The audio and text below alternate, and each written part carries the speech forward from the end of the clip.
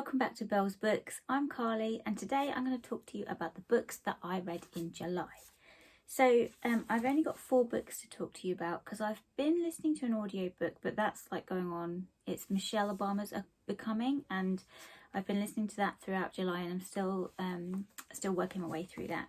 So the first book that I finished in July, because I've been reading this for a while, is The Most Fun We Ever Had by Lombardo. This is a big ass book.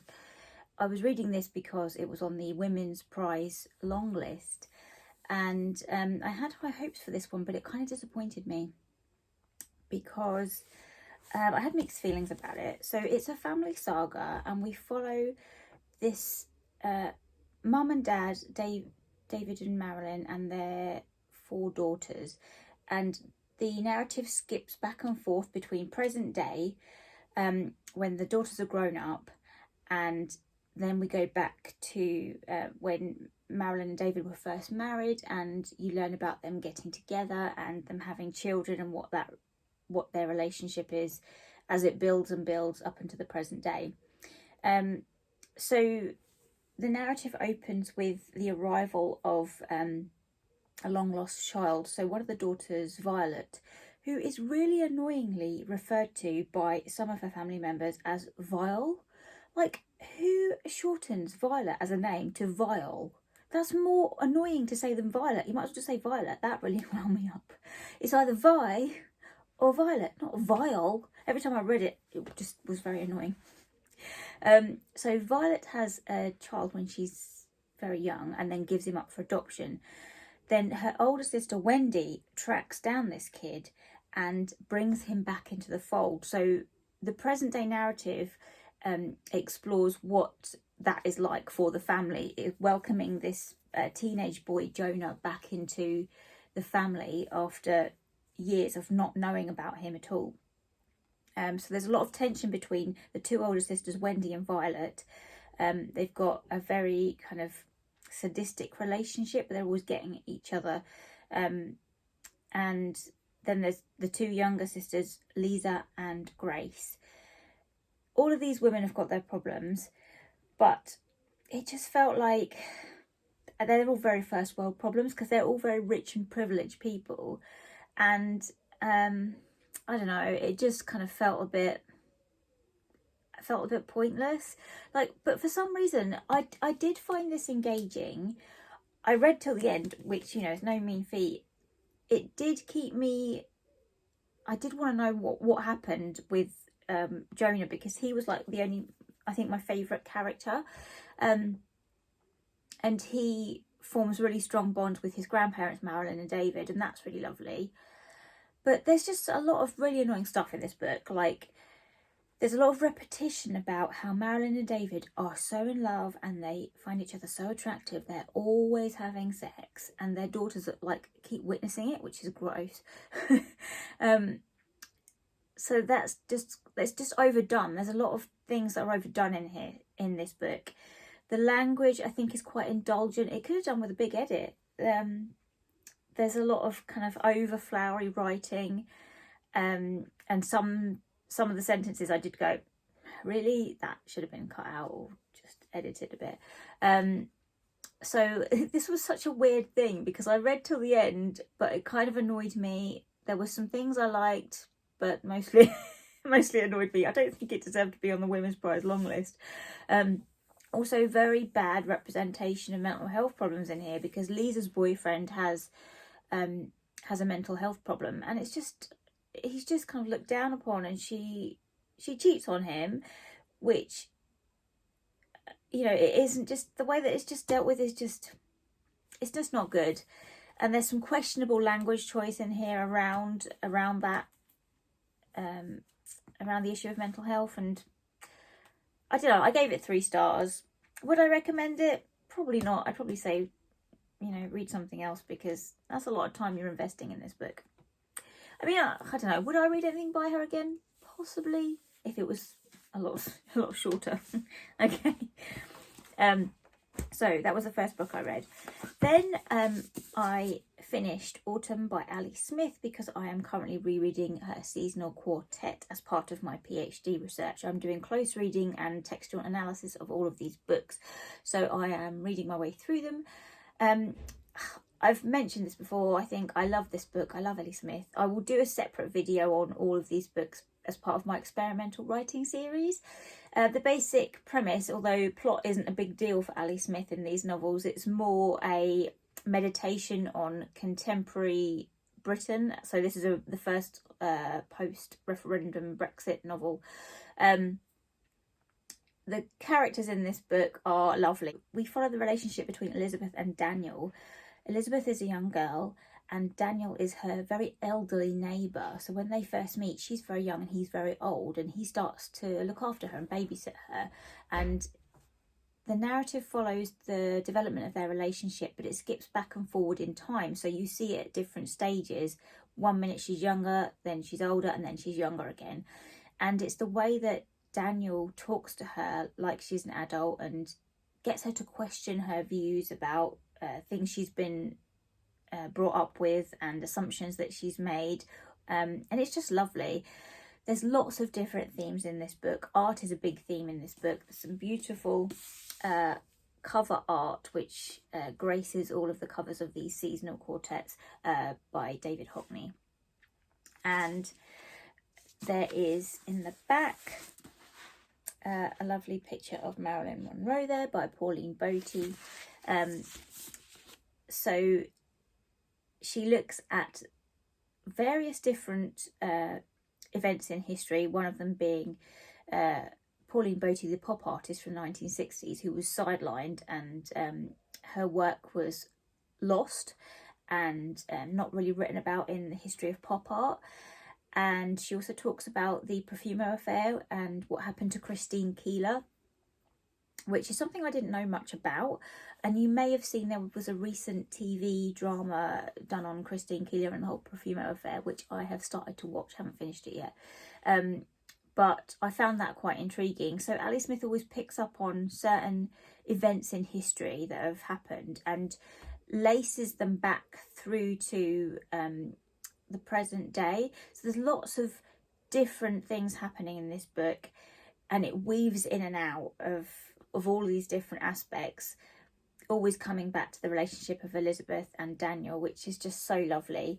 There's themes of with the referendum, borders and control and belonging, who belongs where, because it really shows how contemporary Britain has been divided since the referendum.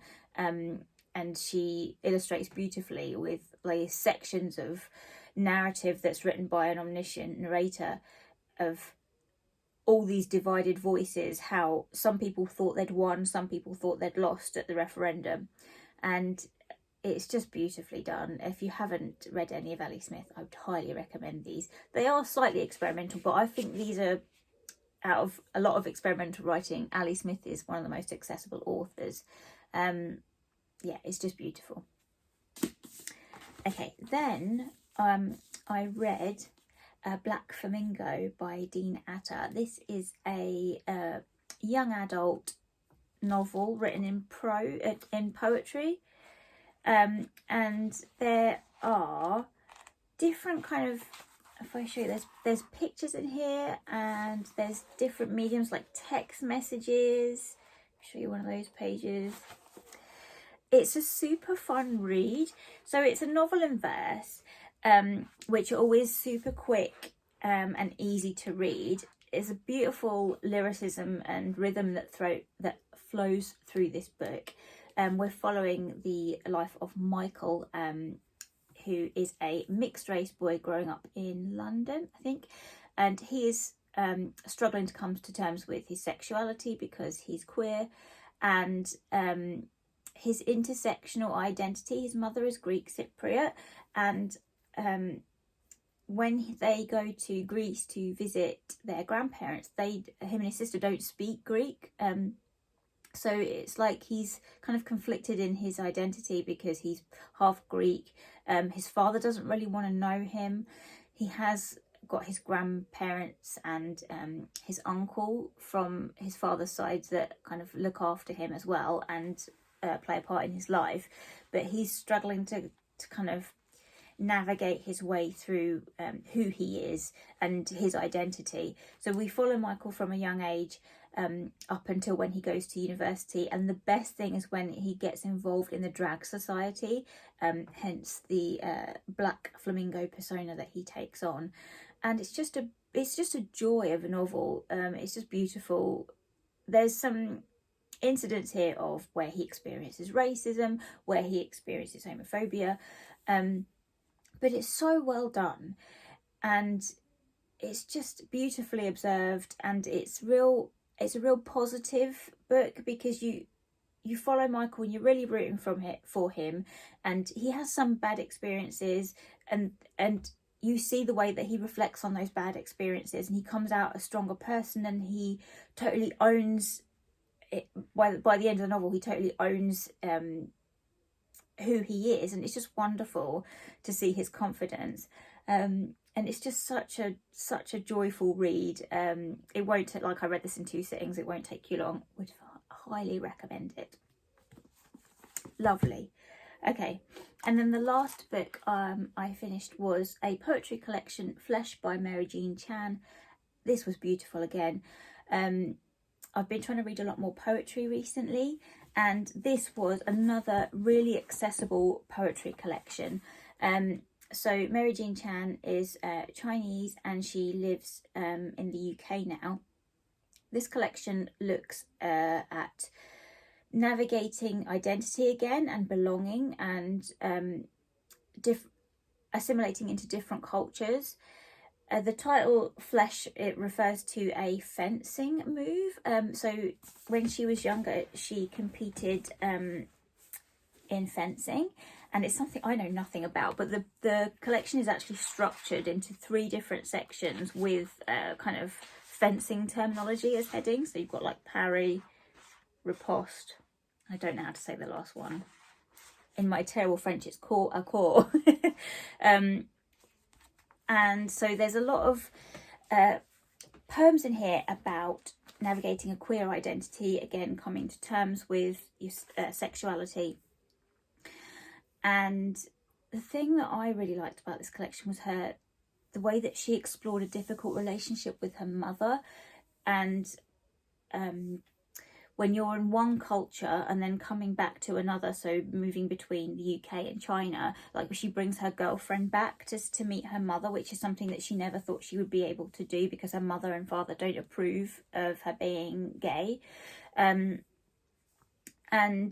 the way that she describes her interactions with her mother and the feelings that the mixed feelings that she has around that difficult relationship, the way it's balanced, and the way she has to be so careful with maintaining that relationship, but also it makes her angry. That's something that I kind of really resonated with, and it's just beautifully done. I don't know if I've got a favourite poem in here. They were all just so lovely. There were some that obviously I loved more than others. I also like what she did with form in here. So there's lots of different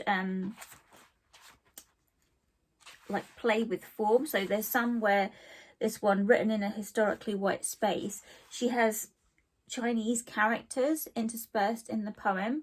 So like it reads, "The reader stares at my Chinese character and asks, why don't you write in?" So I found that really interesting because I can't understand those characters. I don't know what they mean. And I thought that was a really good commentary on the way that she's talking about how you're supposed to assimilate into a country, into a language, and for a non-white body into a white dominated space. You're supposed to assimilate and act in a certain way, speak in a certain way. And when you're reading this poem, you come up against problems because you can't identify some of those characters and you don't know what that means. There's gaps in your understanding. And yeah, I just thought it was brilliant. Loved it. I would highly recommend this if, again, you are a bit nervous of poetry. It's so accessible, and yeah, I just think it's just a lovely collection.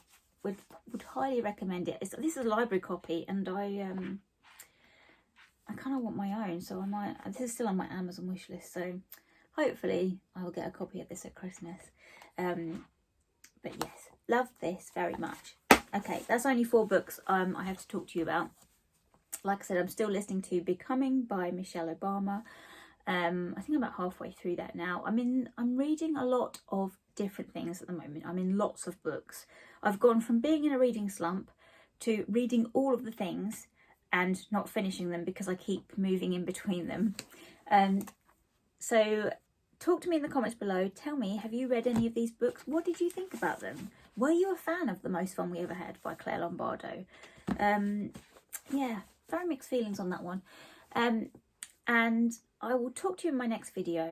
I'm going to be finishing a lot of books soon because I'm coming to the end of all the ones that I'm currently reading, so there'll be a lot to talk to you about them. Hope you're all okay. Tell me how you are, tell me what you're reading, and do you have any recommendations based on these ones that I loved? And I will speak to you in my next video. Bye guys.